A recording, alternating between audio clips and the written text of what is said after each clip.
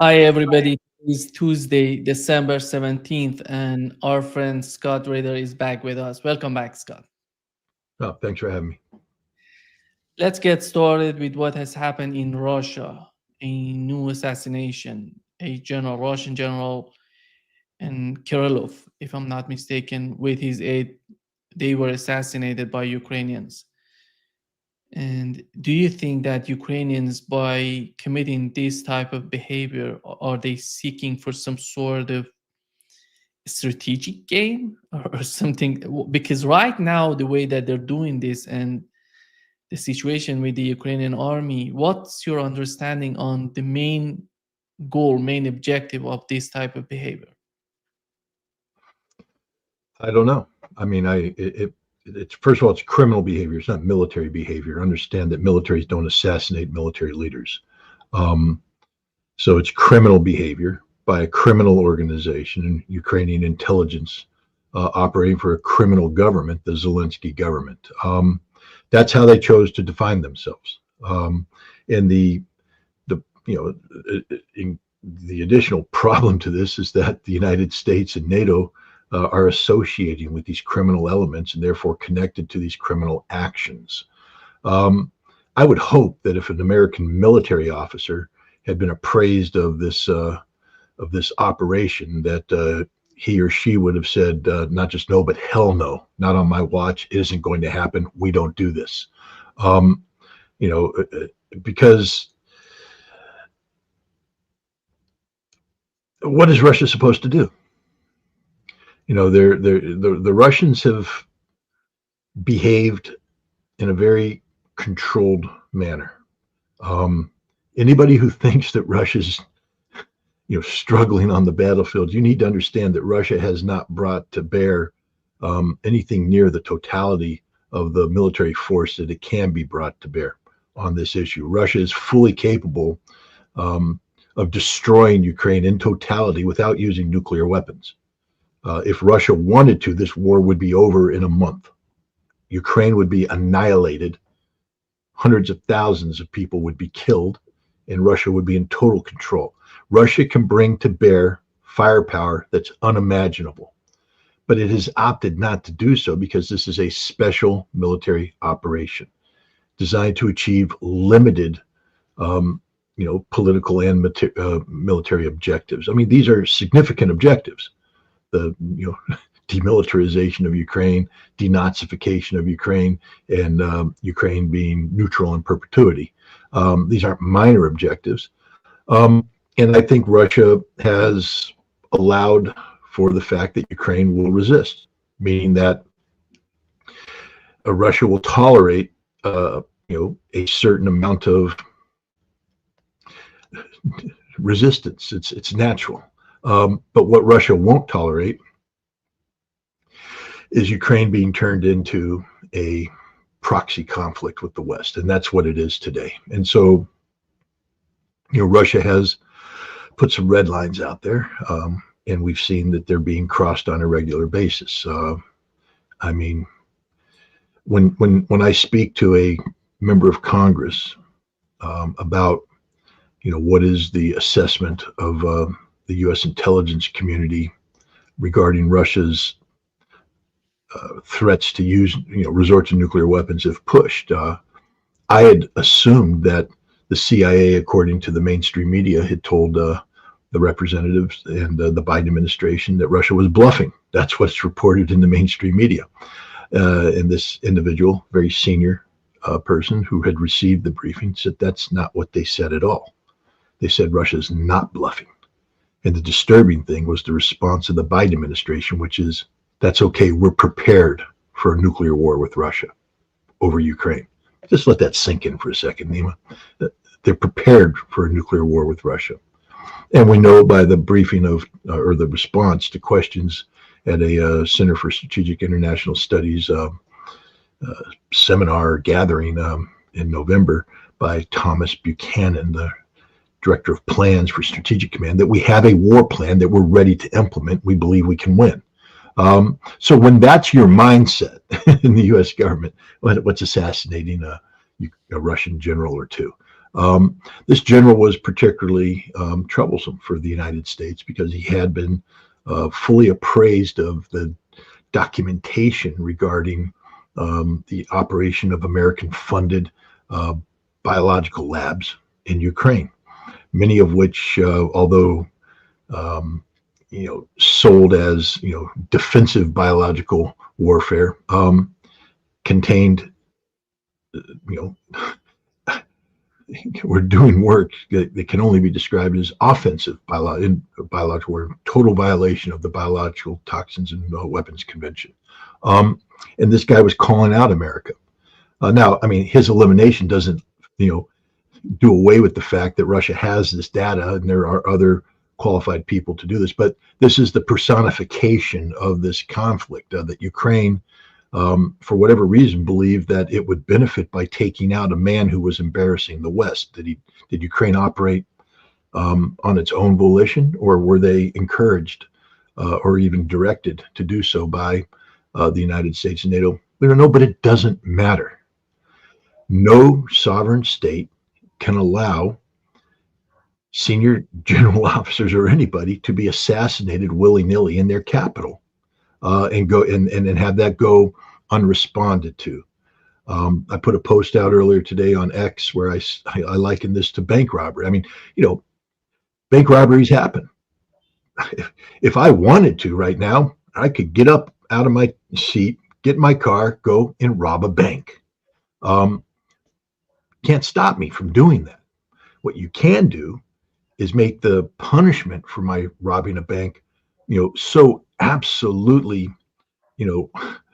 horrific that I will sit here and go, well, it's not in my interest to rob a bank. I'm not going to do that. Or if I do it, for other people to say, whoa, man, we ain't robbing banks. And this is what has to happen now. Ukraine has, not for the first time, assassinated people in Moscow. But here we have a senior general killed in Moscow. Left unresponded to, it will happen again. And then at some point in time, out of this act of desperation, Ukraine will attempt to kill the president of Russia or other senior government officials. Ukraine has to be put on notice that, and the West has to be put on notice that this cannot happen. I can tell you right now with absolute certainty that if any nation assassinated a senior general officer of the United States military in Washington, D.C., the United States would make that entity pay the heaviest possible price. The heaviest possible price. Because you can't, the whole concept of deterrence is you don't even consider doing something because the consequences will be so absolutely horrific that it's just not worth it. And we have to make it clear to anybody that you just can't go knocking off, general officers. We had a situation in the United States back when I was just after I'd finished doing my work in the Soviet Union as an inspector, where we had a member of the on-site inspection agency killed outside of the Pentagon by terrorists who fled. Well, we hunted down those terrorists and we brought those terrorists to justice. That was an individual act. It wasn't something state-sponsored. Had it been state-sponsored, had, for instance, Pakistan sent this person to kill an American officer in Washington, D.C., we would have blown Pakistan off the map. That's just the way it is.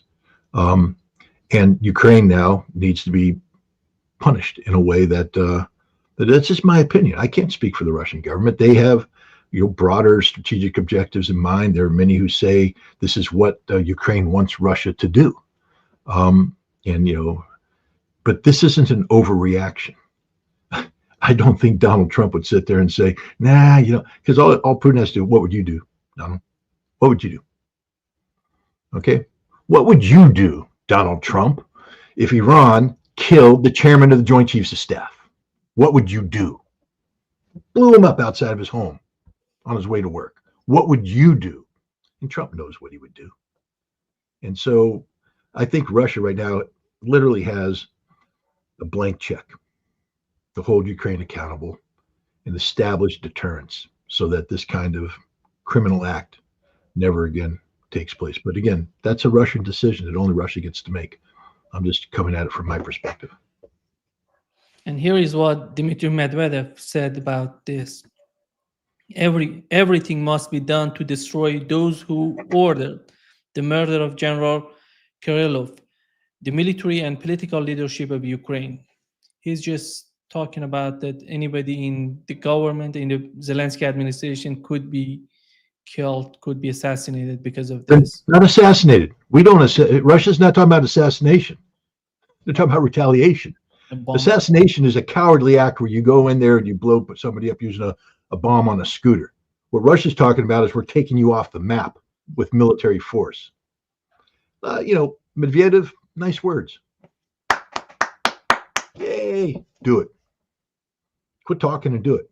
Otherwise, you're just talking and all you do is embolden the other side to act again, and another general will die, then another general will die. So shut up and do it. I'm tired of, it's just me personally. I'm just fed up with a situation where, people talk tough and they don't do anything about it. Don't talk tough. It's better if you don't say anything at all. Just continue to press forward on the battlefield and say that's where our victory is going to take place. And we're willing to accept all of this. But if Dmitry Medvedev, former president, former prime minister, current deputy of the National Security Council of Russia, is saying this, and then Russia does nothing, all it does is it embarrasses Russia, makes a fool out of Russia. So, again, this is just me. Russia gets to do it. It's a sovereign state. But I just think this is a very dangerous situation, And to be honest, the more Russia can do to impress Donald Trump with the reality that Russia is not bluffing, can't be pushed around, and there is a destructive consequence for trying to, get Russia to do that which it's not willing to do. Trump may be operating under the notion that he has some leverage against Russia, that he can threaten to do X, Y, and Z, and Russia will respond. And I think it's imperative that Russia let Trump know that while they're open to, termination of this conflict, it will be done on terms acceptable to Russia. And you're not going to get Russia to do anything it doesn't want to do. And oh, by the way, here's the consequence of not, paying attention. Boom. The Ukrainian government has ceased to have any legitimacy whatsoever. We're talking about a president who won't have an election, a parliament that won't have an election, and they carry out assassinations openly. They are a terrorist organization by definition. So let's take out the terrorist organization. Let's eliminate it. But again, that's a Russian decision, not my decision. I'm just somebody sitting back here watching it. I think General Kirillov was the most important figure by far as we know, that was assassinated by Ukrainians. Is that the case? I believe so. There has been similar assassinations of senior Russian leaders, in Crimea and in the in the Novorossiya area, Donetsk, Lugansk, etc. And again, it's an act of terrorism, but the closer you are to the battlefield, the more you can speak of, well, it's a command and control target. Kirillov wasn't command and control. He wasn't directing combat operations against Ukraine. He was a man who was fronting for a very politically damaging campaign of truth, exposing the lies and the actions of the United States in Ukraine. And I don't think that this was an accident that he was picked out. He was indicted by the Ukrainians one day and assassinated the next. That's the speed of Ukrainian justice, then Russian retribution better be faster, or else this is going to get out of control. You talk about Donald Trump, Scott, the way that he's trying to picture the conflict in Ukraine. He said in his post on social media and in his latest interview with, if I'm not mistaken, MSNBC, he mentioned that more than 600,000 Russian soldiers were killed and injured. And on the other hand, on the part of Ukrainians, is 400,000. Who's giving this information to him, and why is that so exaggerated on the part of Russians? Well, I mean, clearly he's getting his advice from his national security team. Now, I don't know if Tulsi Gabbard is involved in this at all, but Mike Waltz, the national security advisor, Keith Kellogg, these are people who buy into the exaggerations of the anti-Russia crowd, and there are gross exaggerations out there. He has to do better. Donald Trump has to do better.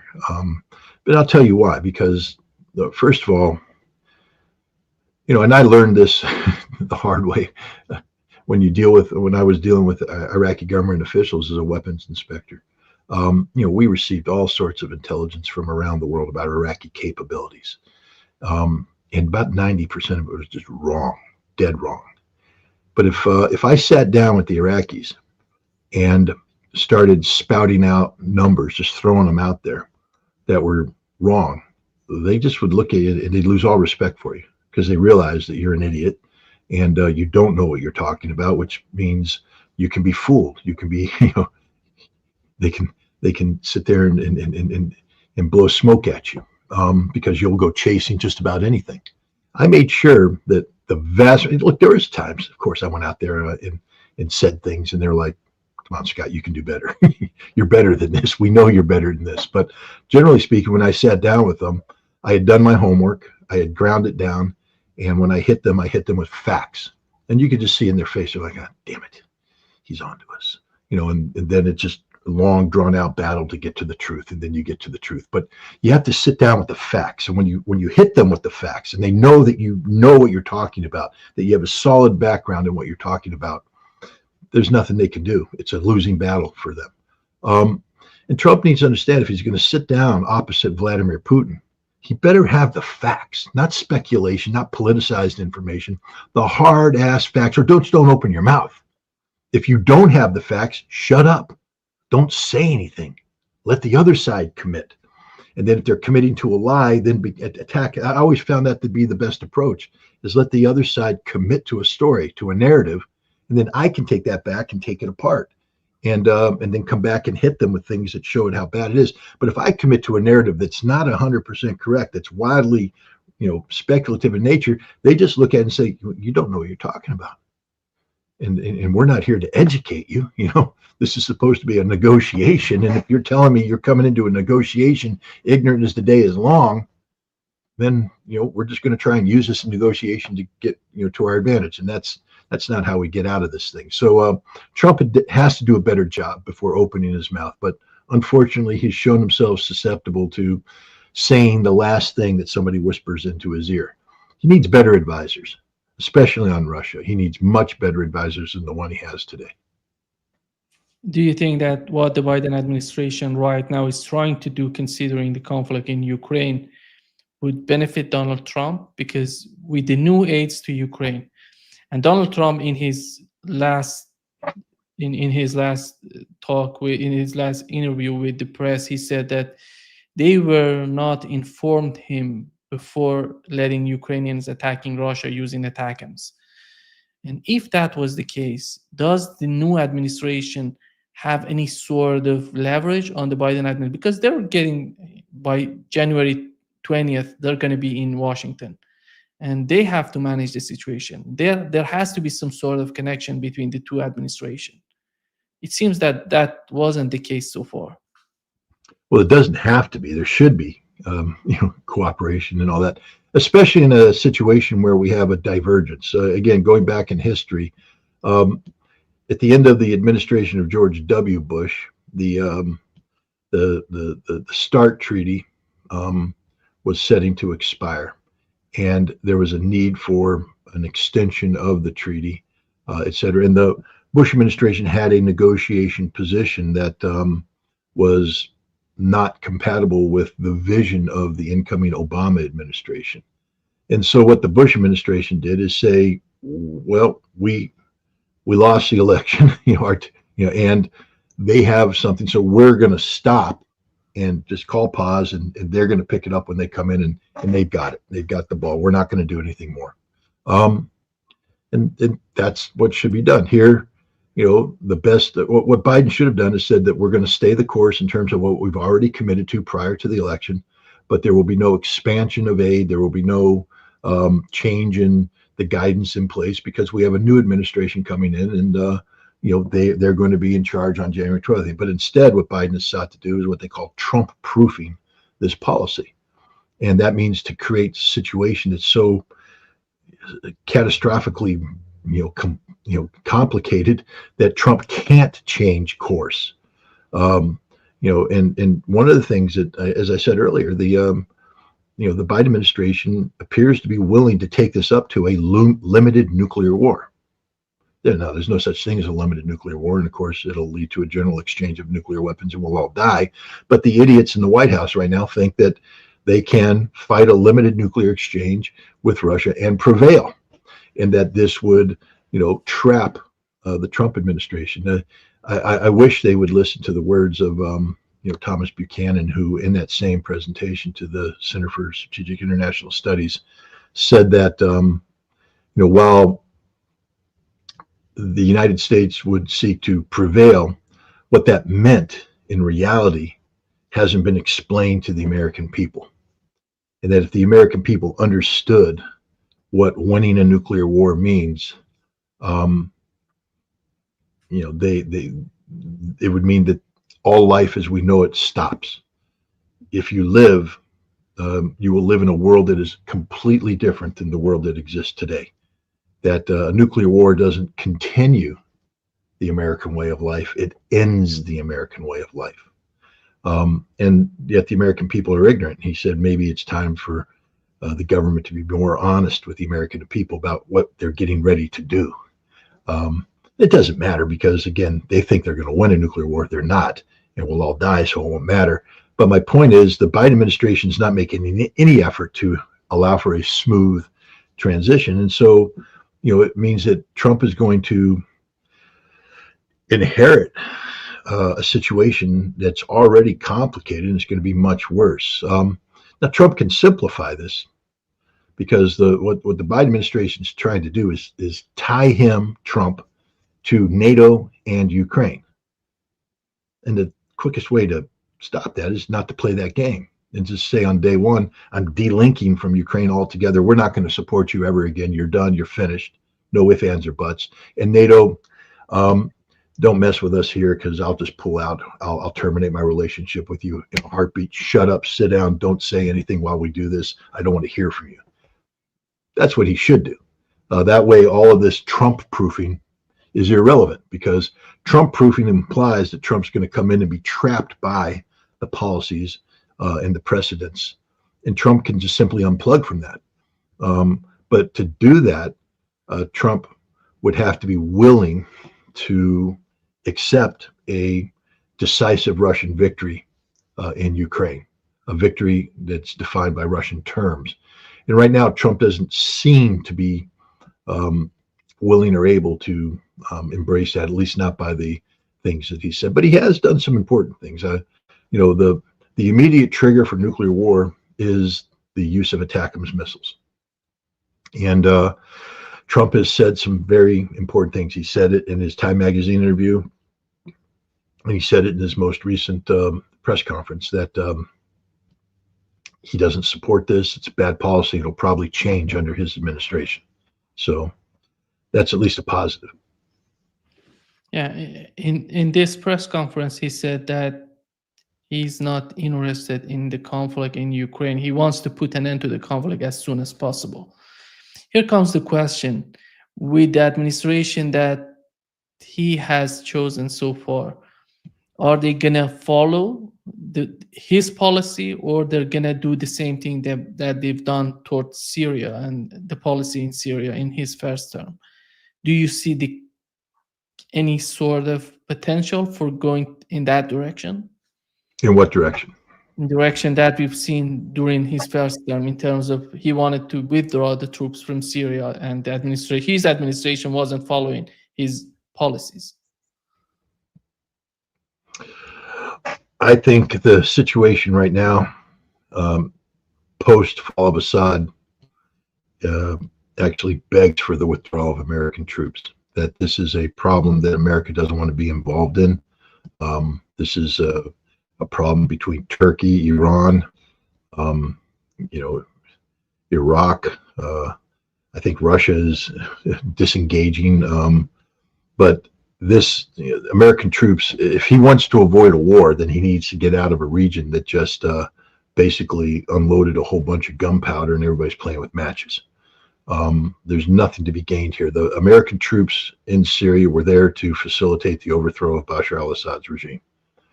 That now has happened. Whether they played a role in it or not doesn't matter. That mission is gone. They can call it the counter ISIS mission, but that's stupid. ISIS just won. I mean, we got head choppers in Damascus. Al Qaeda, reformed Al Qaeda. Jolani went and served under al Baghdadi in ISIS. I mean, so come on, this is stupidity in the extreme. I mean, Donald Trump, if you want to be a man of your word and say that ISIS would defeat, then you have to start bombing Damascus. Keep American troops, reinforce them. Now you have to overthrow Al Qaeda in Damascus if you're a man of your word. But he's not. He doesn't understand anything that he talks about in the region.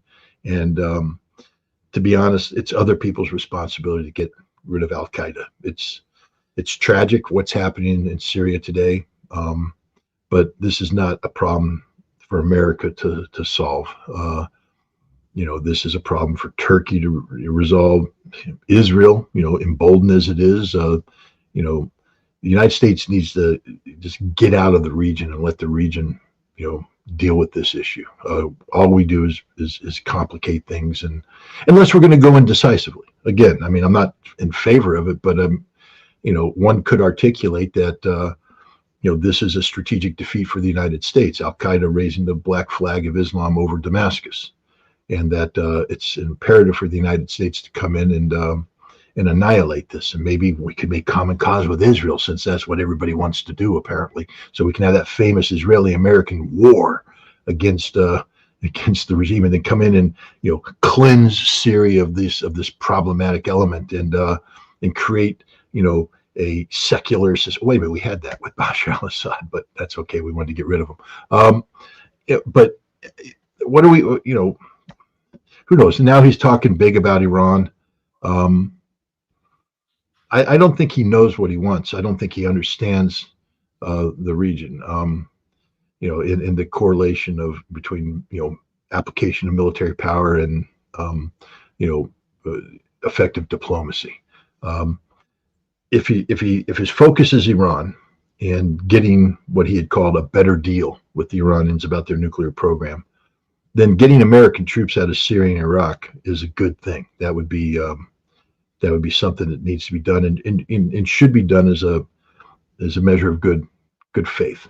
Because if there is going to be a conflict with Iran, those troops don't add anything. They become problematic, because now they just become targets for Iran. There's not enough of them. They're not of the right quality and quantity to intervene militarily. Any conflict with Iran will be strategic based, possibly and probably using nuclear weapons. So, you need to get those troops out. But I think as a good faith measure, leave and then tell Iran, look, we are willing to cede, not cede in terms of surrender, but we recognize that you have legitimate spheres of influence and interest. And we're willing to let you sort that out with your neighbors peacefully. But you can't do that with a nuclear weapons capability. And right now, frankly speaking, listening to the rhetoric of your senior leadership, you're about a week and a half away from having a nuclear bomb. And that's just not going to happen. So we can do this the easy way, which is let's go back to the JCPOA and take it further. No sunset clause, permanent limits on your ability to enrich, But in exchange, lifting of sanctions and all this kind of stuff. And that's the deal Trump wants to make. He desperately wants to make that. Or in lieu of that, we bomb the totality of your nuclear infrastructure together with Israel. But understand that when we do so, A, we're going to use nuclear weapons, and B, it's going to be regime change. That when we come in, we're going to remove the regime from power. You will not survive this. It will be all over for you. And I think that's the direction he's heading right now with Iran. But American troops, they play, especially the troops in Syria and Iraq, this anti-ISIS mission. Stop calling it that, because it's absurd to say you're on an anti-ISIS mission when ISIS is in control of Damascus. But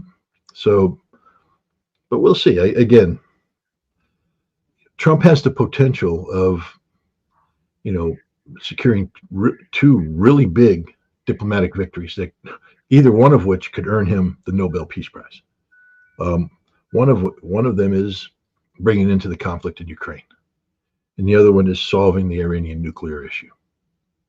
And if he does that, that'll be something that nobody else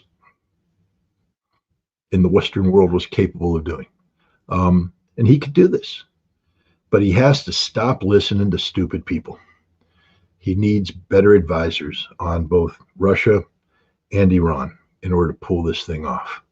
And he has to be careful about playing that muscle card too much. Russia, it's just not going to work. And with Iran, they're a very proud nation. And right now there's a significant political infighting going on inside Iran between the president and the Iranian Revolutionary Guard Corps. And what he needs to do is, if he wants this new deal, he needs to do everything to strengthen the hand of the president of Iran. And you don't do that by, blustering death and destruction.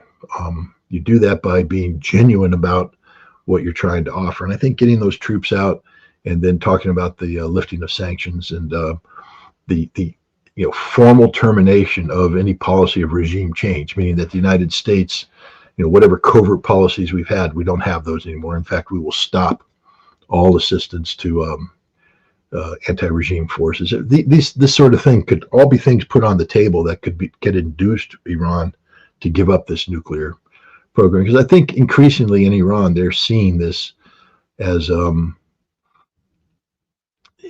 something that could cause the end of Iran. This nuclear program is not giving them what they wanted. Are they, especially the way it is right now, because the United States, nobody's going to accept Iran on the cusp of being a nuclear weapons state. You either have to reverse that, or Iran has to take the step and become a nuclear weapons state and then say, now what do you do? And I think the answer, what happens is the United States will nuke you hard. I mean, it's what the United States, Donald Trump already built the employment plan when he was president last time. He built the nuclear employment plan in the United States was, in large part influenced by what a nuclear strike would be against Iran. So we already have a war plan against Iran that we're ready to implement. And so if I were the Iranians, I would opt for survival, and I would opt for finding an equitable way out of this, that not to put your entire national existence, not to predicate that on the continued existence of this nuclear program. This program got them to where they are now, which is not a bad place, but it served its function. Iran doesn't need these centrifuges anymore to define who they are and what they are as a nation. Iran needs to pivot, to economic, the economic salvation of their country, and that's not going to come in the form of a uranium centrifuge. I don't see any sort of disagreement, considering both Iranian and Russian government, to talk with Washington. But do you see any sort of willingness on the part of Washington to talk with them?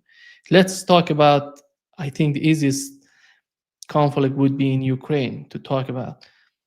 Do you think that these people who are going to work with Donald Trump would facilitate his path toward any sort of agreement between the United States and Russia?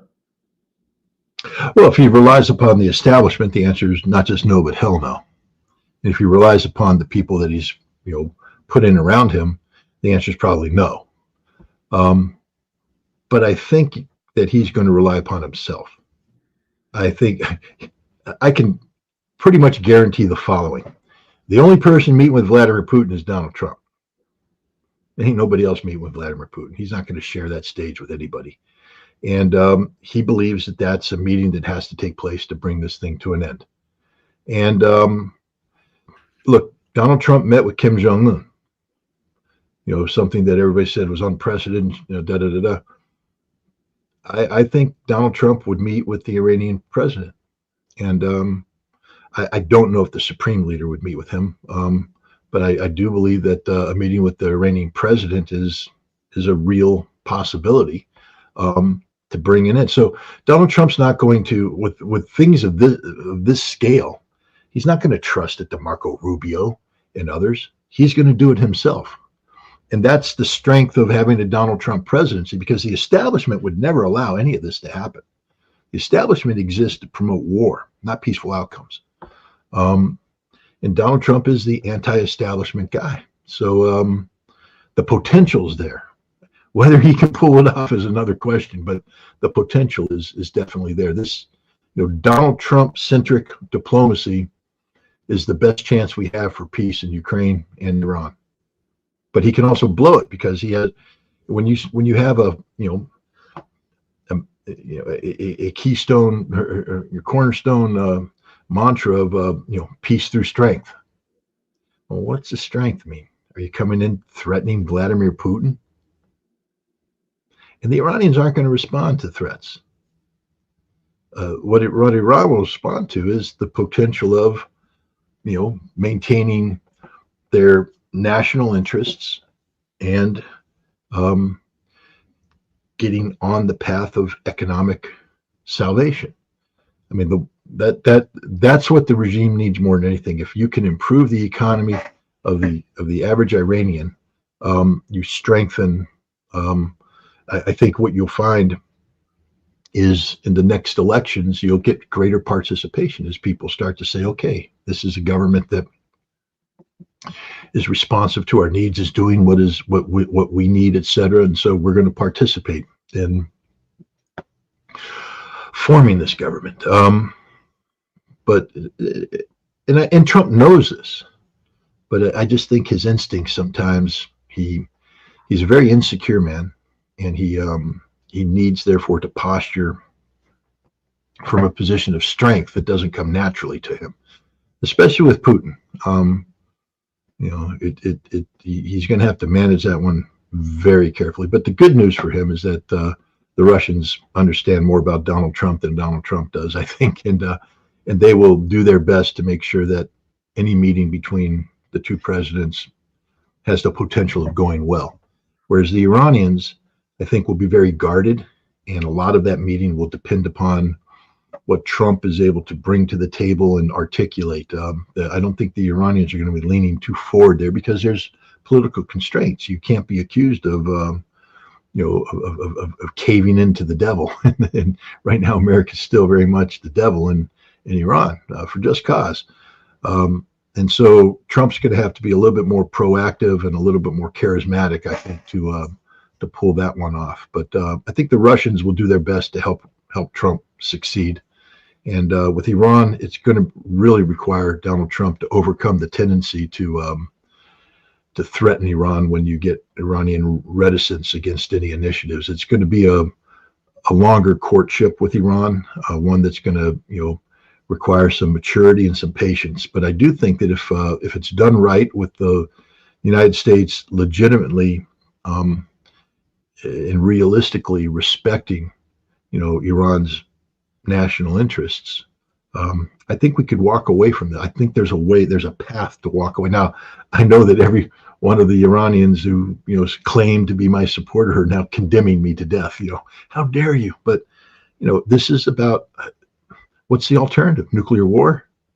And while there are some who might believe in martyrdom, I don't. I don't believe in martyrdom. I believe that our duty and responsibility in this life is to live this life to the fullest. And you can only do that if you're alive. And so the things we can do without surrendering, I do believe that there are things worth dying for, and that there are causes worth dying for. But, those causes, if they don't need to manifest themselves violently, then you don't need to die. And so I'm a big fan of diplomacy. And I just don't think Iran, this great state of Iran, this great nation with its great history, needs to define itself by a centrifuge. That's just not.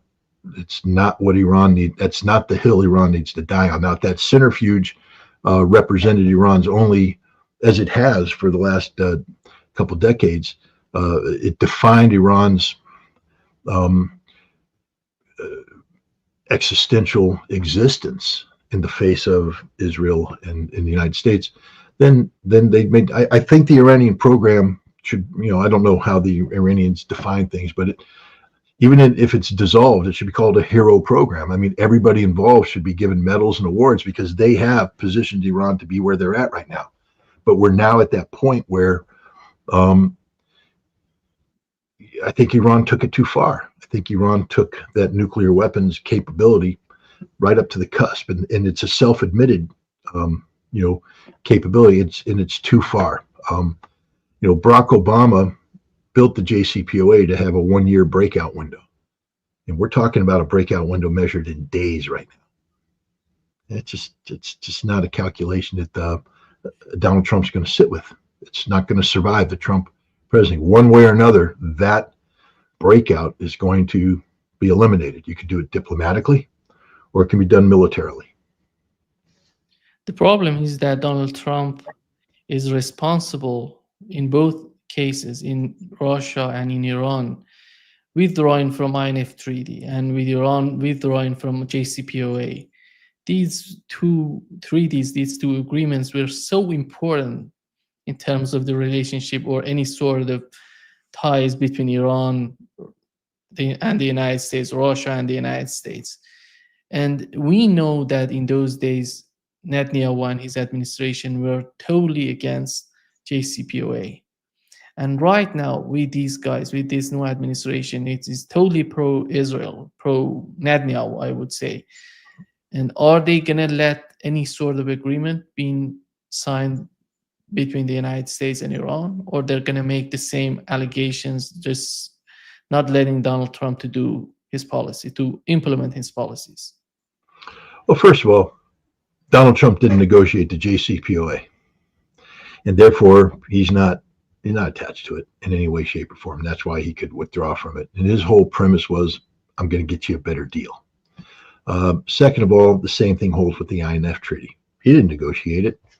And he was briefed wrongly that Russia was in violation. And he was also briefed that the United States wasn't able to match China's intermediate capabilities because China wasn't bound by this treaty. So therefore, the treaty was a bad treaty. And so he withdrew, arguing that there's a better deal out there. So from Donald Trump's perspective, he's not a deal breaker, he's a deal maker. That he took, in his opinion, were two bad deals, one a bad treaty, the other one a bad agreement, and got rid of them. And he said, I'm ready to have better agreements, better treaties. Could be naive, but that's his approach. So I don't think he's married to the past. I don't think the Israelis have the hold that they think they might have over Donald Trump. Donald Trump has positioned himself to be surrounded by some very pro-Israeli people, and his rhetoric has been very pro-Israel. And he will promote, Israeli interests to a point, but I don't think Donald Trump surrenders American interests to Israel. And I think it would be a very, very bad mistake for the Netanyahu government to conspire behind the back of Donald Trump or try to, upset anything that he personally was involved in. I think if Donald Trump became personally involved in resolving this Iran thing, that he would put Netanyahu, whoever the prime minister is, on notice that, we'll talk to you, we'll let you air your things privately, but you don't get to have a vote on this one. This is an American thing. We're doing it, and I think the Israelis would be wise to agree to that, because look, they're finally in the position that they want to be in, Israel, because of the collapse of Assad. They are in the position of solidifying greater Israel, and they have a president who's come in who appears to be willing to let them do this. But one of the things that that they're worried about is Iran's nuclear program. And so they need to let, Trump resolve that nuclear program. And that's what Trump is seeking to do. He's seeking to eliminate that nuclear program one way or another, but the best way is through diplomacy. So the Israelis, I do think on this one, they're not going to try and sabotage because strategically they're getting exactly what they want. Iran's position in the region vis-a-vis the axis of resistance has been significantly damaged by the fall of Assad. Now Hezbollah in Lebanon is isolated, and I think that the Hezbollah as a threat to Israel is going to be managed both politically and militarily through domestic political imperatives within Lebanon. This weakens Iran, because the key thing about Iran was, if Israel wanted to have a fight with Iran always had that loaded weapon of Hezbollah up against the Israeli head. They could say, yeah, but boom, we're going to shoot you.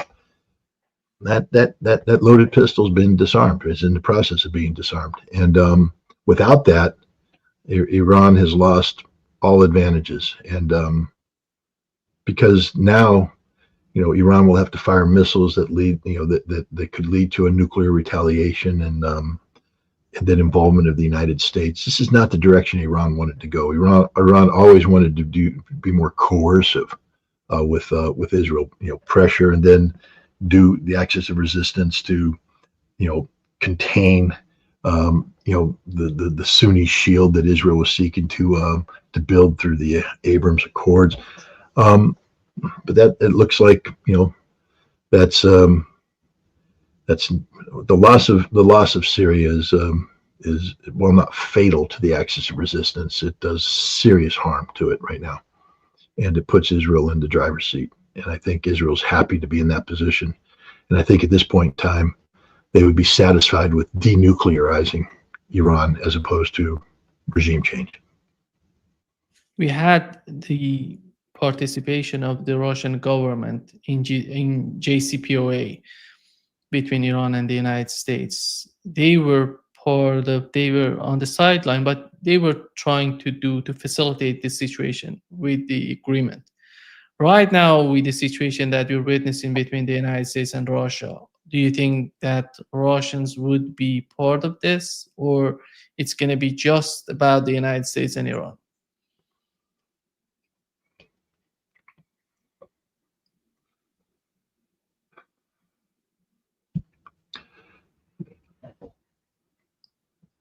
I mean, ultimately, it's going to be about the United States and Iran. The deal has to satisfy the United States. Trump is not Obama, and Trump isn't going to yield the floor to,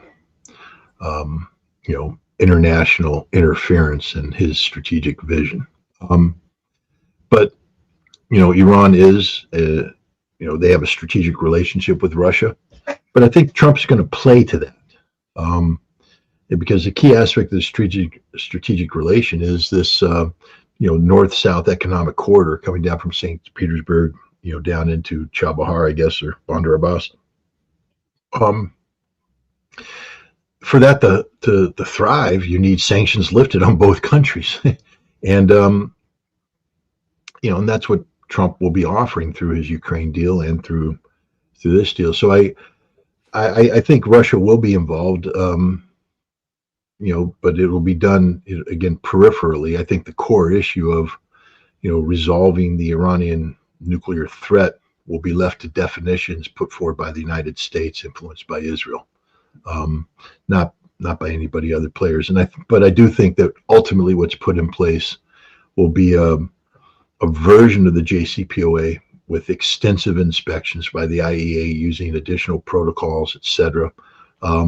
And that'll be part of the IAEA, International Atomic Energy Agency, functions. It's not going to be American inspectors coming in; it's going to be IAEA inspectors coming in. And but who knows? Trump may insist on an American inspection presence in the IAEA, something that previously wasn't permitted. But I don't think Iran is in the strongest of positions right now, and I do think that if you press Iran intelligently, you can because look, if I were Trump and I was talking to the Iranian president, I would say, look, you got to understand, we're overcoming decades of mistrust in the United States. I know you have the same problem with us. I get it. But I'm trying to tell you that the only way a treaty works here, because we're going to be talking about a treaty, not an agreement. I got to take it to the Senate and get ratification. In order for me to get ratification, they have to trust the IAEA. Right now, they don't. They just don't trust them. That means that we're going to have an American presence there. Now, we will agree that the Americans on the IAEA operate in accordance with whatever the bounds are here, but we have to have American eyes on target. That's just a requirement. And I'm sorry, but that's a deal breaker for me. And if he does it right, the Iranian president might be able to. There's ways to get that done. For instance, Trump could organize confidence building visits by American specialists to introduce the American specialists to the Iranians, who then take them to the various places that will be inspected, showing them this place. And now Americans are physically present there. They see the names, and now those guys come back as IAEA inspectors. There's things that can be done to facilitate confidence building in this that doesn't make this a harsh imposition of a term. But I think there's going to have to be in order for this to become a treaty that the United States Senate can ratify. There are going to have to be some American aspects to the monitoring and verification of this agreement, because neither the United States nor Israel is going to accept an IAEA only monitoring regime.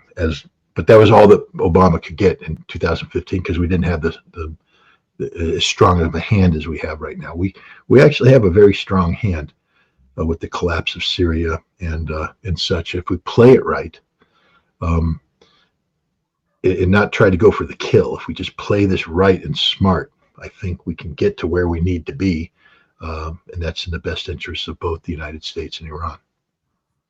This is the problem. I don't think that Iran would agree on that. to have. I think they would, actually. I think they would, because they have no other choice. You can say no, but they would.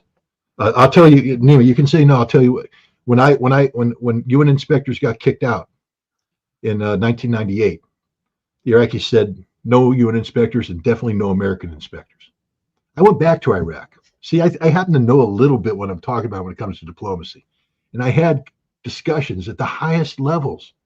The Vice President of Iraq, Taha Yassin Ramadan, with Tariq Aziz, with the foreign minister, with all the nuclear people, all the weapons people.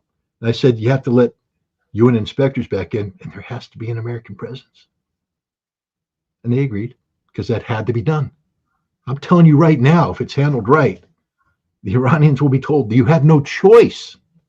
There is no choice in the matter. So let's do this diplomatically.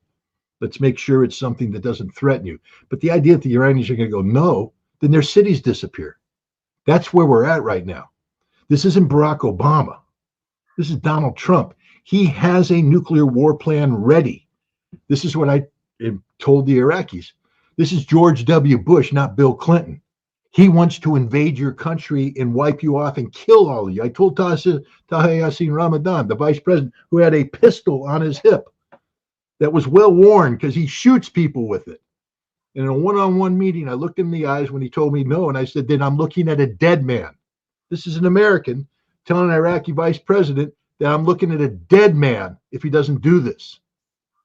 I thought he was going to shoot me on the spot.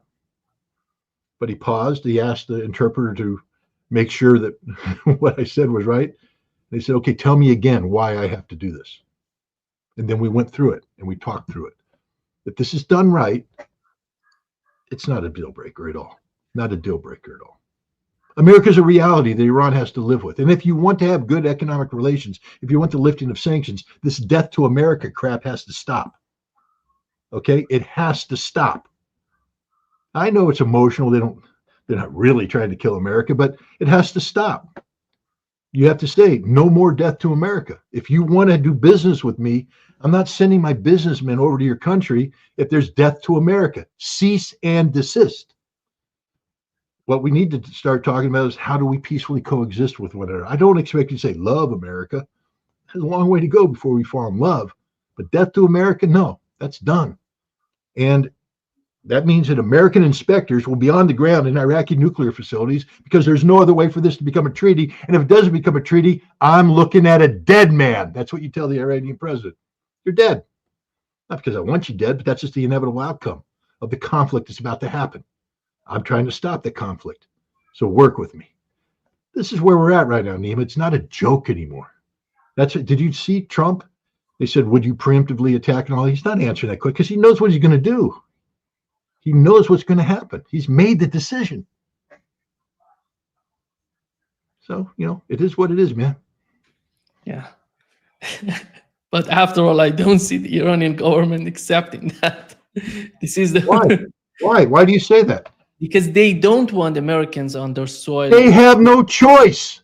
Yeah, they have no choice, and they know this. Don't you see their president? What he's saying? He's upset about True Promise 2. He didn't want to do it. They were working with the European Union to get sanctions lifted. And then they hit Israel, and that's it. He's pissed. He's pissed. He knows what needs to be done, and so does the supreme leader. Because if the supreme leader didn't know what needed to be done, that president wouldn't be allowed to talk the way he talks.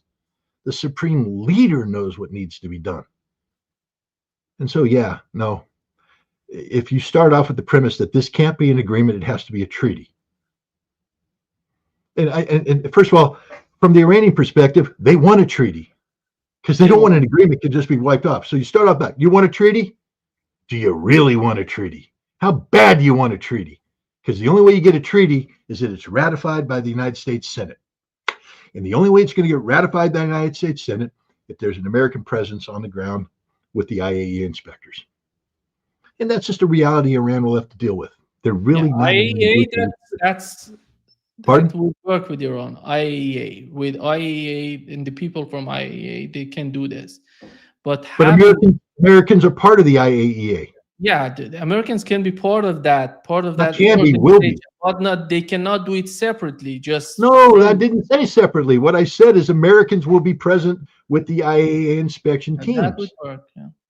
Yes, but I do think that the way you get it in is you have American tours of these facilities prior to it. At invitation only. They're not inspectors, but you bring Americans in to do the confidence building work. To say, hi, I'm Scott Ritter. I'm a nuclear guy. Yeah, I'm going to probably be one of the inspectors that comes in. How you doing? Yeah, what do you got here? Let's talk about it. What are you worried about? What are your parameters? Do the confidence building measures. Again, not imposed, just a nice. But then they come back the next time they come. They got their IAEA passports, and the Iranians go, "Oh, Mr. Ritter, I met you already. How you doing? I'm doing good, thanks. How's your family? Great. Hey, I remember when you took me out to dinner in Isfahan, beautiful place. Boom, let's get on." And now you talk about doing the work, but there has to be American eyes on target, or else the United States Senate's just not going to go for it. That's a reality that Iran's going to have to learn to live with. I'm not talking about an American inspection process. I'm talking about when Iraq tried to impose no Americans on their inspection team, we couldn't allow that.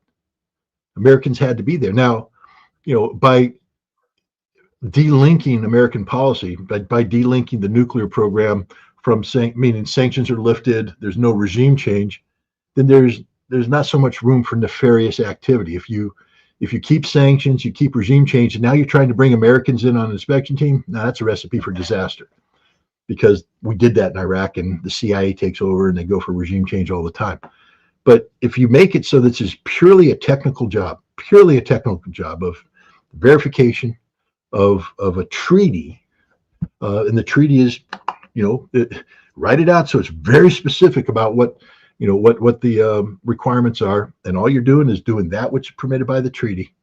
I think this is doable, and in the process, there's no nuclear war, and you begin a process of regional stability because Syria is going to be Iran doesn't need to be at war with America, in the aftermath of Syria. I think there's a window of opportunity here if Donald Trump does it the right way and gets the right people in to talk to him. Do you think that, Scott, getting to the conflict in Syria, in your opinion, when you look at the people who are so happy with the situation in Syria, what is their understanding in your opinion? Because it seems that the fall of Assad regime is in their minds some sort of, they can facilitate the process of defeating Israel, which is, in my opinion, it's totally the opposite, because Assad was helping the axis of resistance and he was part of the axis of resistance. And right now, Assad is gone. Everybody's trying to smear Assad and saying something about him. But we have to be honest about Assad and his role in the axis of resistance. How is now? Do you want to take care of that? I think it's somebody walking a dog, so I can't really take care of it. I can't go out and Yeah. shoot a neighbor with the dog. So, we're just gonna have to tolerate the fact that a dog walked by my house. Sorry. Do you understand, Scott, what's happening in the mind of these people who are happy with the situation in Syria? Because, as you mentioned, these people right now in charge, these were part of ISIS, and how we can see any sort of change coming from these people. Well, I just spent the weekend. I was invited down to Tampa, Florida, by a group of people who are, I would say, they are very much anti-Assad crowd. And one of the reasons why they brought me down is they were concerned. I mean, I've gone down there before. I met with them before. We talked primarily in the context of Palestine, and trying to support the concept of a free Palestine and oppose the Israeli genocide. And we got along great on that one. But now we bring in the fall of Assad, and I have taken a very hardline position on this, that this is bad for Palestine. This is fatal for Palestine.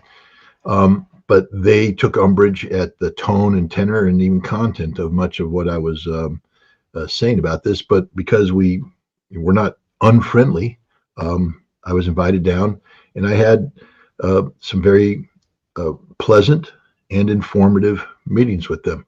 And they did their best to educate me on where they're coming from. And they did. I know exactly where they're coming from. They view Bashar al-Assad's regime as a continuation of a nightmare for Syria that began with his father, Hafez al-Assad. Many of these people, define the Assad tyranny through the Hama massacre of 1982. Depending on numbers, up to 40,000 people could have been killed, 20 to 40,000, hundreds of thousands displaced.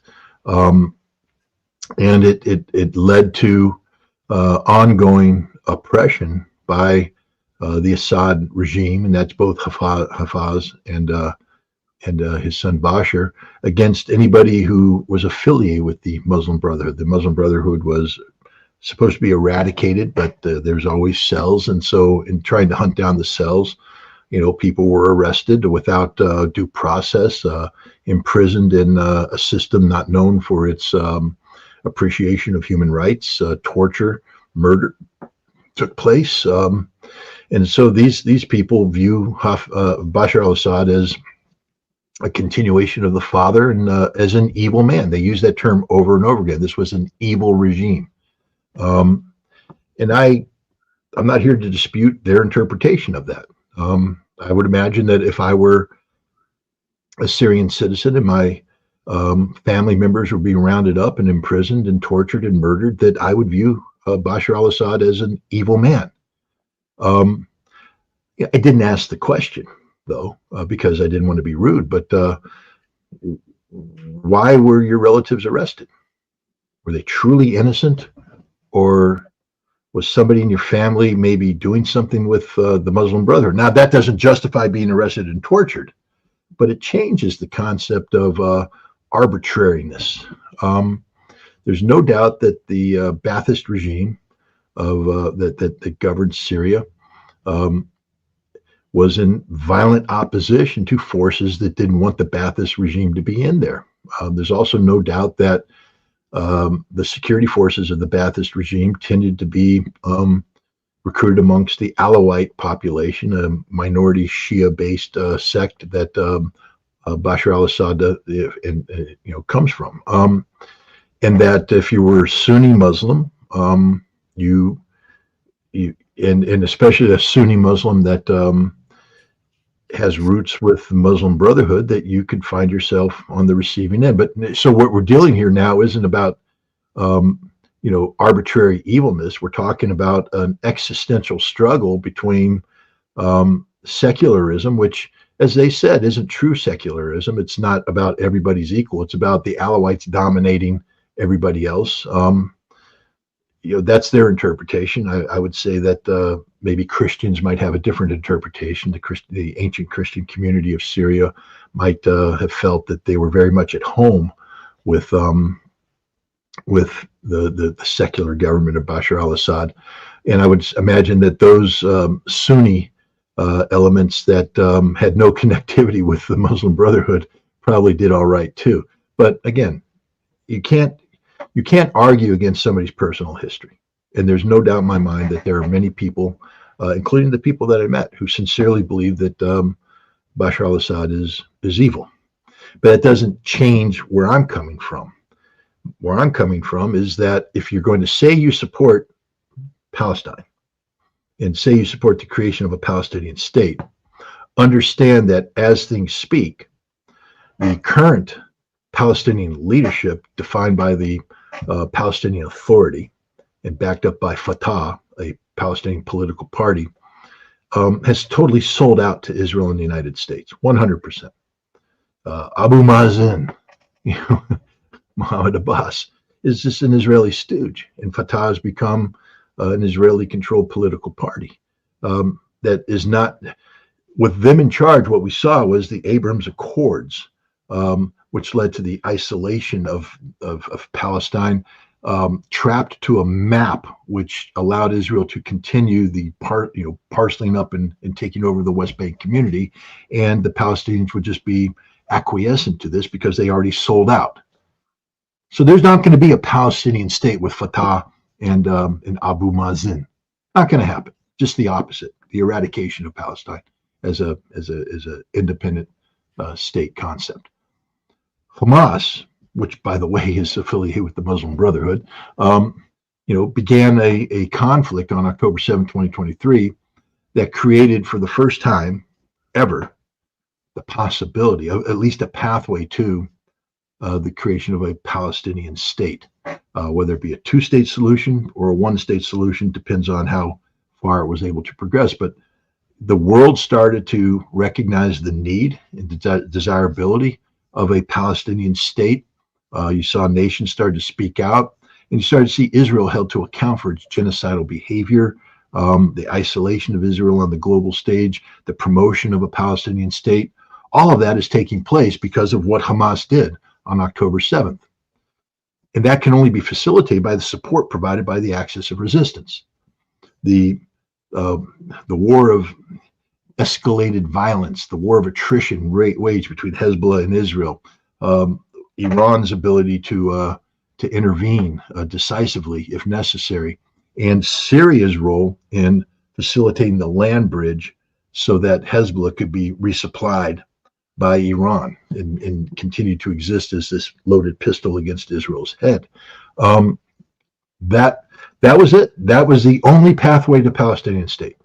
So if you're someone who says, I believe in a Palestinian state now, and you're somebody out there saying that, the sacrifice of so many innocent Palestinians in Gaza, in order to have any meaning, has to lead to the creation of a Palestinian state. If that's what you're saying, and there's everybody out there saying that, including many of the people that I met with in Tampa, so yeah, we're with that. You can't cheer the fall of Bashar al-Assad, because the two can't exist on the same page. It's impossible. You can't say, yes, I'm glad Assad is gone, but I support a free Palestine that's linked to the actions of Hamas on October 7th. Because with Syria gone, the land bridge is blocked, Hezbollah now is isolated, Hezbollah is probably on the path of becoming irrelevant. You're going to see pressure put on its military now that it can't be resupplied, to turn itself over to fall under the control of the Lebanese armed forces and Hezbollah, now delinked from its resistance function, becomes a political party that eventually, because of politics, will become diminished. You already have a Shia, a Shia counterpart, the Amal party in Lebanon, and Amal is diminished because of Hezbollah's resistance factor. But if you eliminate the resistance factor, now Amal and Hezbollah have to fight amongst the same population. You're going to see the politics of divide and conquer carried out by the Maronite Christians and the Sunnis that will continue to try to split Hezbollah from Amal, diminish the political influence of the Lebanese Shia. That's the direction Lebanon's heading in right now because of the fall of Bashar al-Assad. Now, people will say, "Oh, no. The IRGC says they have alternative lines of communication." Or, no, they don't. I mean, they might have the ability to smuggle in this, that, and the other thing, but they don't have the ability to load up missiles on a truck and truck them across Syria and deposit them in Lebanon. That just doesn't exist. What about the maritime? I don't think the Iranians control the Mediterranean Sea. I think Israel and the United States control the Mediterranean Sea, and I think without access to Syrian ports, it's just absurd to talk about maritime resupply, and air isn't going to happen either. Israel will shoot down anything that tries to fly in. So the isolation of Hezbollah is real right now, and left unreversed, the situation in Syria is such that Iran no longer has connectivity with Hezbollah, meaningful connectivity. Iran itself has gone through an interesting transition. When this conflict began, Iran was led by President Raisi, who was, I think, of one mind with the IRGC about the role played by the Axis of Resistance in supporting Hamas. But when Raisi died and he's replaced by the current Iranian president doesn't seem to be of that mind. As we already said, he was against the missile retaliation, Operation True Promise 2, the bombardment of Israel by IRGC missiles, against it because it interfered with his vision of improving relations with the West. And he's somebody that's not inclined to sacrifice Iran on this altar. And we saw when the Syrian army started to collapse inside, between November 27th and December 8th, the Iranians were ready to intervene. They had flown in some generals. They were ready to send in more personnel, and they had mobilized tens of thousands of Iraqi proxies. The dog's coming back the other way. Sorry. When I get $1 million and I can build my basement studio, we won't have this issue. But until then, we get to listen to the wonderful sounds of dogs barking at dogs, because that's life. Small suburb of Albany. But the point is, the Iranians basically said, we can't fight for that which the Syrians won't fight for. Meaning, if we're going to come in and help, the Syrian army has to be willing to stand up and fight, and they're not. They're running. So this can't become an all-Iranian battle. And even the Russians are sitting there with their Air Force saying, well, we're bombing things, but unless it's in support of some meaningful action on the ground, we're not going to do this either. So Iran pulled out. They had no choice because it's not. The Iranian presence in Syria was always about keeping Bashar al-Assad in place so that they could have this landline. But if Bashar al-Assad has collapsed, now it becomes what, a fight between Iran and Turkey? That's just not a fight anybody was ready to have over this issue.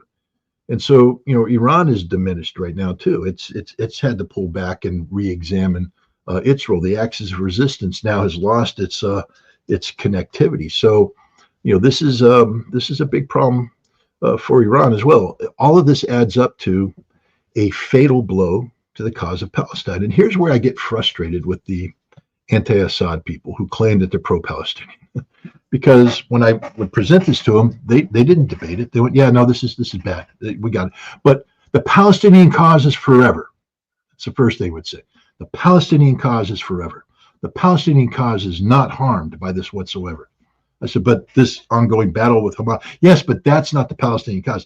Now you see they've redefined. That was a Hamas initiative, and now they're coming at it going, he didn't coordinate that with Sinwar, didn't coordinate that with anybody. He's sort of on his own on this one. You see, he started this fight, and they're right. He started and coordinated, he brought in Hezbollah and all that, but You know, they weren't saying that when it looked like it might succeed, but now that it's failed, they're saying, no, no, no, no, no. Sinwar brought that on his own, and now you can't blame Hamas for, because Khalid Mashad has come out and said, he's supportive of the Syrian people and all that. But that's like saying I support dying, because now the Palestinian cause is finished. But Khalid Mashad isn't on the ground in Gaza. What gave Sinwar gravitas is that he not only was in Gaza in the tunnels, he was above the tunnels with a weapon fighting the Israelis.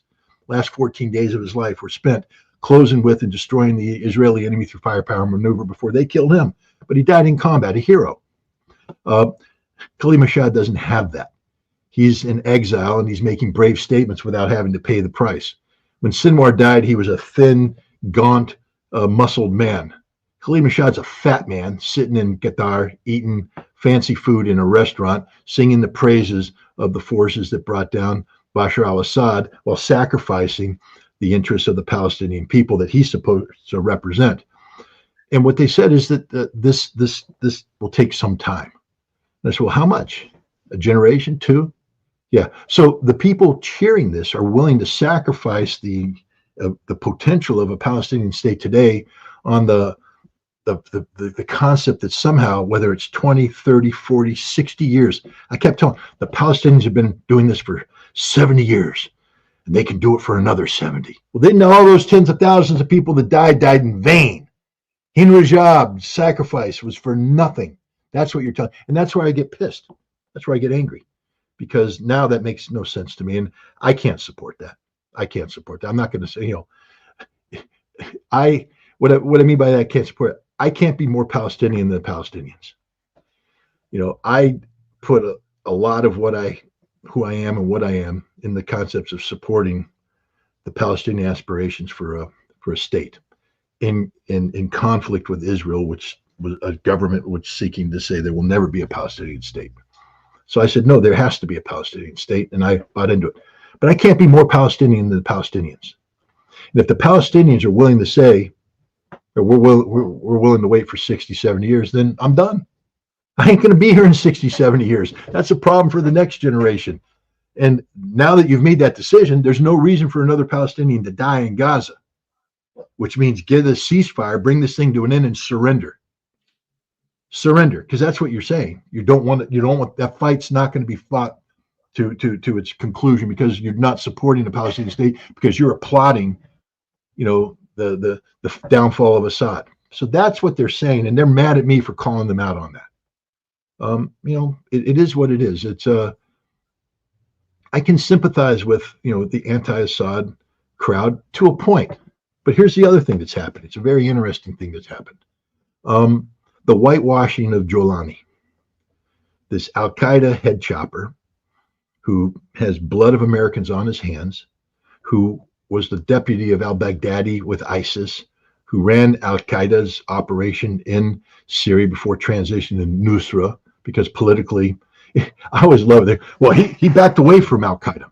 They had a difference of opinion.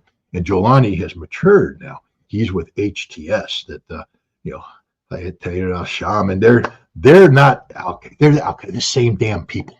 And they brought in even worse people. They brought in Uyghur head choppers. They brought in Turkmen head choppers and Chechen head choppers. The worst people in the world have gathered in under this umbrella called HTS. And Jolani's the guy, and the CIA has successfully rebranded him because they brought in CNN, who's known for their objective journalism. Just look at how they rescued a prisoner from that Syrian prison. But they brought in a CNN person who interviewed him, and he said, the head chopping, I was a silly little boy back then when I was chopping off heads. It's not who I am today. I'm a nice guy, all reformed. You can't reform al-Qaeda.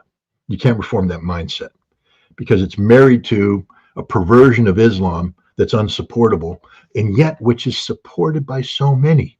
And that's the thing that really bothers me about the anti-Assad crowd, is how readily they're able to say, well, but this is what has to happen. So that's, again, now we come in back to the Muslim Brotherhood thing. It doesn't have to happen. That's not a vision of Islam that's universally embraced. Extremism where jihad stops being about the internal struggle and is about being the external struggle where you're imposing your values on people through the sword.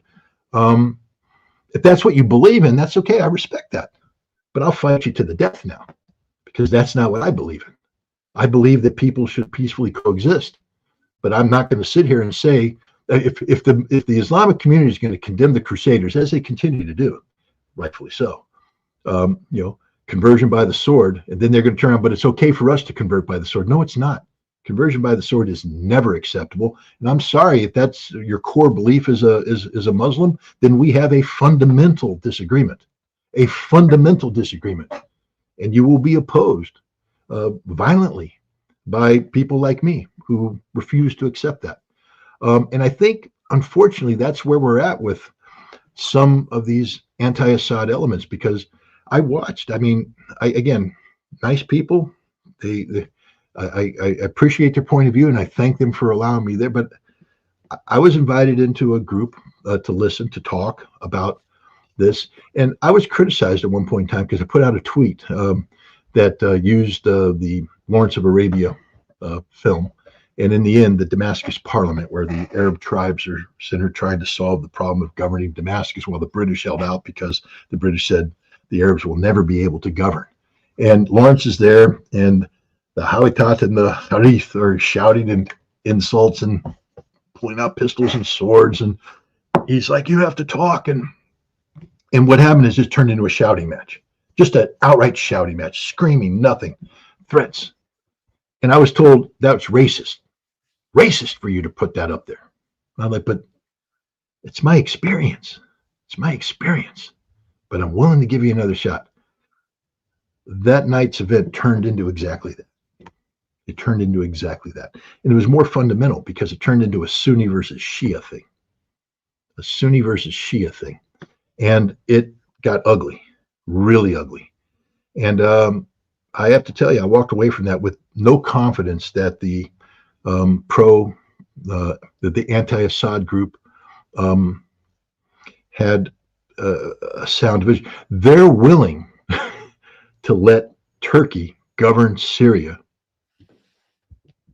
They're willing to let Turkey. So you can't, they're no longer Syrian nationals. And then when you confront them that, I said, but then you're not a Syrian national. At least Bashar al-Assad said, I am a Syrian. You're saying you're not. And they're saying, yes, but Syrian nationals is sort of a Western imposition. We're a multiculturalist. Well, you're not, because you can't stand the Shia. But and you're not, because the head choppers are taking off the heads of Christians. And I will personally intervene. Well, then get off your ass and fly over to Syria and intervene, because it's happening right now. It's happening right now. The oppression of the Alawites. Well, they're Shia, sort of. That's okay, because they're not really humans, by the way. They're just Shia. We don't agree with them because they perverted Islam. I'm being oversimplified here, but this is a very, very complicated situation, full of prejudice, hatred, mistrust, and you can't. Again, when the anti-Assad group said we don't believe in Syria, and we're willing to let Turkey occupy us, and that the occupier, the Turkish proxy occupying, can be Al-Qaeda reformed as HTS, they lost me. They lost me, and they're never going to get me back. I don't know what the future of Syria is, but I can tell you that the future of Syria with Jolani as its head is not going to be a good future. And I can also tell you that when you lose Syrian national cohesion, don't talk to me ever again about it, because they contradicted themselves. Come on, guys. They're getting excited because I'm getting excited. I'm stirring up my dogs. It's half my problem, because they're looking at me going, hey, daddy's excited, so we're going to get excited. So I probably need to calm down a little bit. But, on the one hand, they're like, Israel's taking the Golan Heights. That can never be allowed. But it's okay for Turkey to take Aleppo? Well, that used to be the Ottoman Empire, and we're not really thinking that's good. But you're willing to concede Turkish control over all of Syria, knowing that you could lose parts of it. But is it really Syria? They don't have a vision for Syria. I don't ever want to hear the anti-Assad group say we're Syrian, because you're not. You just admitted you're not Syrian because you're willing to cede Syrian sovereignty to Turkey, a Turkish occupation that brings with it the ability to tear off chunks of this, there's no consistency to their argument. I think that there is a group of Syrians in diaspora who hate Bashar al-Assad, and I understand the roots of their hatred. I totally understand it.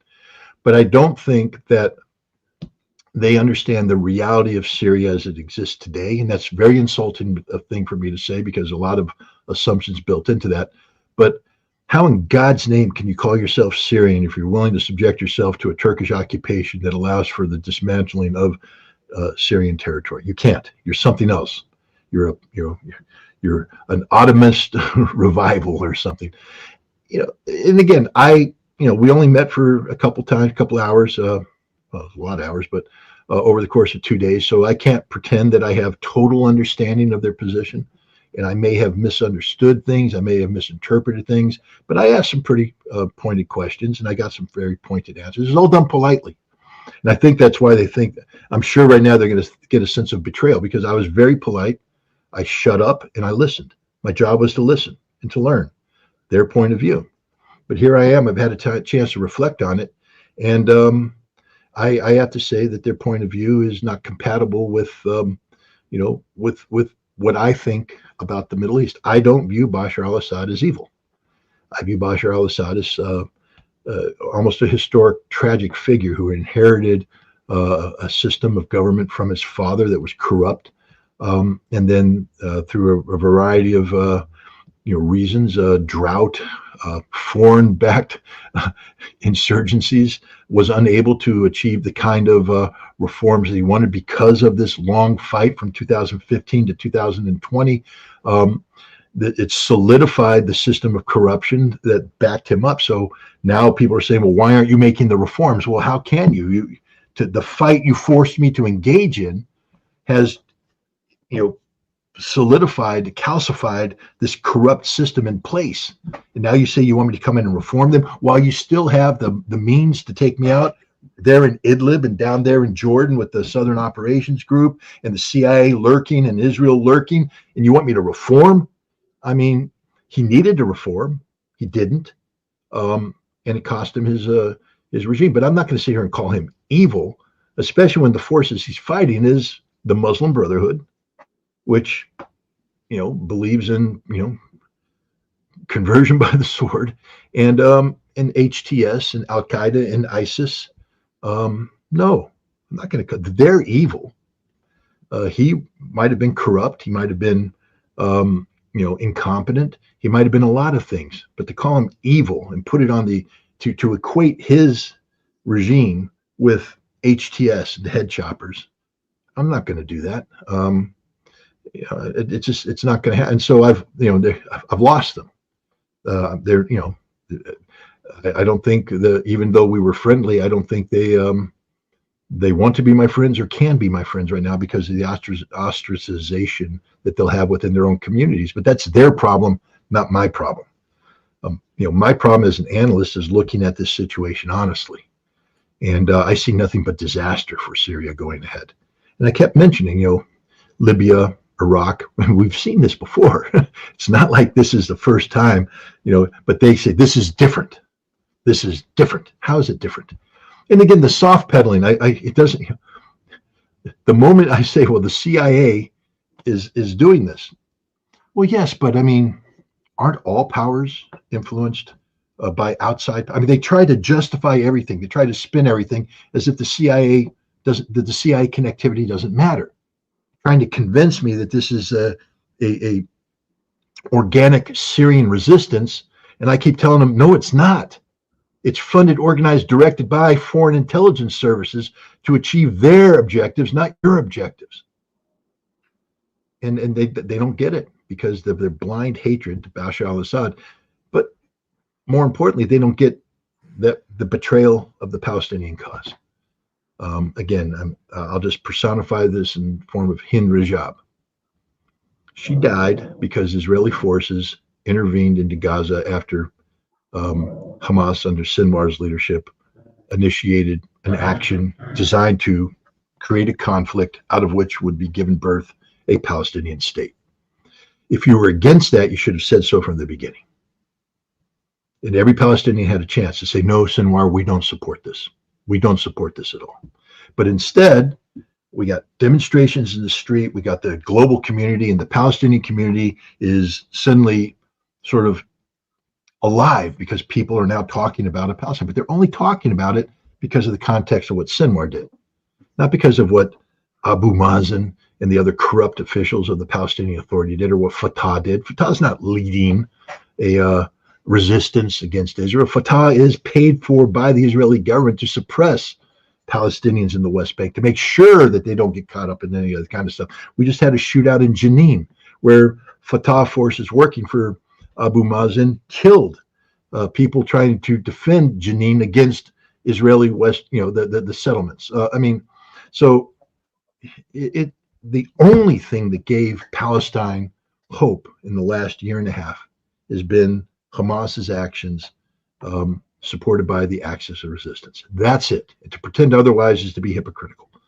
And so if you're a Palestinian that, in September, October, we're sitting here saying, we need more American students in the street, we need more international support, we need all this, that, and the other thing, and then Bashar al-Assad falls, yay, you're a hypocrite because you just condemned your cause to die. And it's going to die now because the axis of resistance was an essential element. But to many of the pro-Palestinians, especially in the anti-Assad crowd, it's okay. We didn't want Hezbollah. Immediately, the hatred towards Hezbollah. The crimes Hezbollah committed on our soil. I'm sure there was events that you have characterized as criminal. They probably characterized you as criminal since you supported opposition forces to the government of Bashar al-Assad who were there to defend. Yeah, it gets a little complicated. There's two sides to every story. They're going to hate me for that because apparently there's only one side, their side. They hate the Iranians because the Iranians did. They hate the Russians because of the bombs. They hate everything because everybody was targeting them. But that axis of resistance is what made Palestine, the possibility of Palestine, a reality. Now it's gone. That's going to collapse, and they're good with it. They're willing to condemn the Palestinian cause to another 60 years of oblivion, except this time, whatever's in Palestine. And then the other thing I was told is, I said, Gaza can be depopulated now, wiped out. The Israelis will come take it over. The West Bank will be wiped off. There might be a few little communities here, but they're going to be Bantu lands surrounded by a greater Israel. And they said, that's okay.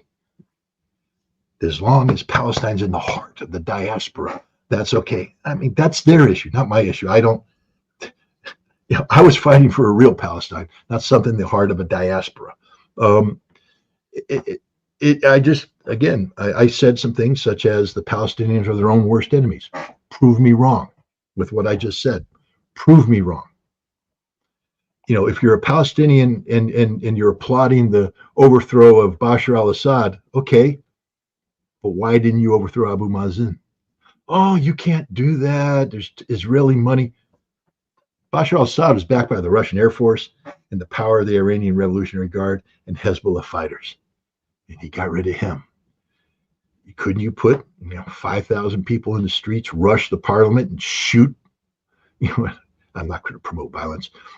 Arrest Abu Mazen and hold him accountable to a people's tribunal. Couldn't you do it? Because he's a corrupt guy. He hasn't had an election since 2005. He doesn't believe in sharing power. If there was an election prior to this, he would have lost. Other people would have come in. So he's an illegitimate leader who is sold out to Israel, and the Palestinians let him rule. Let him rule, which means they don't care. Not enough. They don't care enough. And now people are happy with the end of that which could have given them a state, and they're happy with the fact that they've relegated the Palestinian cause to purely a diaspora cause because Gaza will be eliminated, the West Bank will be eliminated. And that's not a betrayal of Palestine. Again, I can't be more Palestinian than Palestinians. If that's what they want, then that's what they get. But don't expect me to stand here and say I support Palestine, because I don't support that. I don't support that. I support getting Hind Rajab out of a camp and into a place called Palestine where she lives free without Israeli oppression. That's what I support. And yet that dream's dead now. Just before wrapping up this session, Scott, do you think that if something happens between Turkey and Israel, what would be the reaction of the United States? Are they going to support Turkey because they're part of NATO, or they're going to support Israel? First, you have to understand that everything Turkey does in its eastern areas has nothing to do with NATO. The NATO forces are limited specifically to the western districts, Thrace, etc. And so the Turkish forces that are right now along the border with Turkey and Iraq and deployed into Syria and Iraq, these are not NATO forces. They don't operate under a NATO command. They're not considered to be part of NATO. So if those forces got involved with Israel, the United States will support Israel 100%. We will sanction the living hell out of Turkey, and we will use military force against Turkey if necessary. That, and that's why it's not going to happen. Turkey's not going to make a move on Israel. Are you high? Turkey just won the biggest. They got an outcome that's beyond their wildest imagination. They're in Damascus. They're in Damascus. The best they could have hoped for before was Aleppo. The Turkish flag's already gone up in Aleppo. Now they're talking about Raqqa. Now they got Hama, and now they got Damascus. You think they're going to throw that away by pushing for a fight for a Palestinian cause that doesn't even believe in its own self? You think Turkey's going to sacrifice itself for Palestine when the Palestinians aren't willing to do it anymore? No, Turkey's not going to be the new axis of resistance. And everybody who believes that is smoking dope. Isn't going to happen. I think the United States will come in and will do its best to keep, Turkey and Israel from going at each other. I do think it's probably time for the Israelis to stop bombing Syria. But Israel again has gone in and said we're taking out the totality of Syria's military infrastructure to make sure that this head-chopping Al-Qaeda fanatic that's there doesn't have access to Scud missiles and everything else. But at some point in time, that has to stop, and Turkey will assert its control over, over the totality of this space formerly known as Syria. And I don't think anybody's looking for a fight. I think, the Golan will be a point of contention. But Giuliani, how long does Giuliani stay in power? When does it become inconvenient? The moment Giuliani thinks that he can wage war against Israel is the day Giuliani dies. That's just a statement of fact. Giuliani isn't Hassan Nasrallah. He doesn't have, an underground bunker that's going to require 84 2,000-pound bombs to penetrate.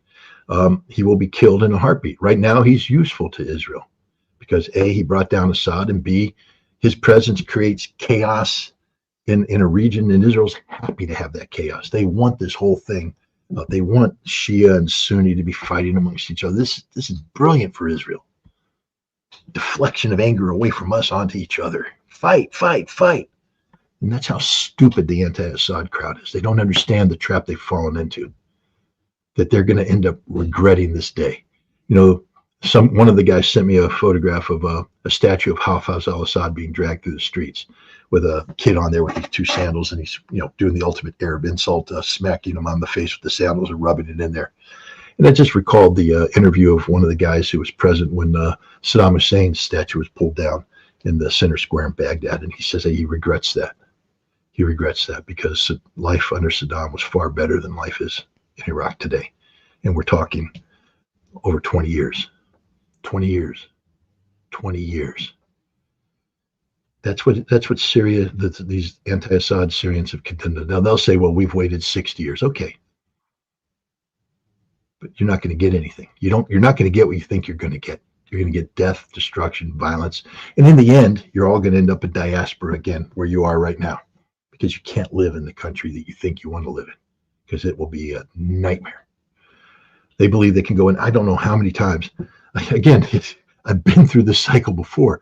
We had Iraqis in diaspora. There was a guy up in Harvard that, I can't remember his name, but he ran a document, as you capture document. He had this whole thing documenting the crimes of the Ba'athist regime, and he wrote, books and all this stuff about it. And then he went back to Iraq. He had to leave. He said, it's just horrible. It's a disgrace. It's disgusting. It's not what I thought it would be. All these people are talking about they're going to go back to Syria. They're going to go back and they're going to meet up with their old acquaintances and they're going to build something new. No, you're not. You're going to go back and meet up with your old acquaintances. You're going to say something that's against the regime. They're going to arrest you and kill you or send you packing. So we've seen this before. Look at Libya. They got rid of Gaddafi. Look what they got. This is a disaster for what used to be called Syria. But even for in the hearts of the people that call themselves Syrians, I was amazed by how quickly they stopped identifying the Syrians. How they were willing to shed that to say, no, we're more of a multicultural Middle East reality. Okay, so there is no Syria. Well, no, we're willing to accept Turkish rule over this territory. So there is no Syria. And there isn't, because it's now a Turkish fiefdom controlled by Al-Qaeda. And again, I know that the people I met with are probably going to watch this. And thank you for bringing me in. Thank you for allowing me to listen. Thank you for sharing your stories. But I hope you listen to what I'm saying and reflect on it, because you weren't convincing. It wasn't. I didn't walk away filled with hope and promise that that you were right about this. I walked away convinced that you're wrong about this. Not that you're wrong about the death and destruction caused by the Hafez, by Bashar al-Assad's regime. That is a matter of history, and now that it is history, hopefully we can get the documents and sort it all out. I will tell you this: that Saddam Hussein, the picture painted of Saddam Hussein, failed to emerge when the documents of the regime were finally brought out. He did some things, but much of it had context. And when you read the minutes and all that stuff, he was much more involved. There was, greater notion of the rule of law than people had said. And I would imagine, I don't know, I don't want to predict outcomes, but I would imagine that the picture of the reality of the Assad regime, when subjected to documentary scrutiny, will be different than that which is painted by the anti-Assad crowd. That it's far more complex and far more nuanced than they say it is. But no, we're at an impasse. We're at a decisive impasse. And as an analyst, I have to take my stand, and I'm taking my stand. I'm willing to be educated. As I said, I went and spent 2 days being educated. I spent a lot of time listening. I did engage. I asked questions, but my job wasn't to try and get them to change their mind. Their job apparently was to try and get me to change my mind, and I'm not changing. It wasn't a convincing argument. Thank you so much, Scott, for being with us today. Great pleasure as always. Thanks for having me. Just a minute, then I'm going to talk with you.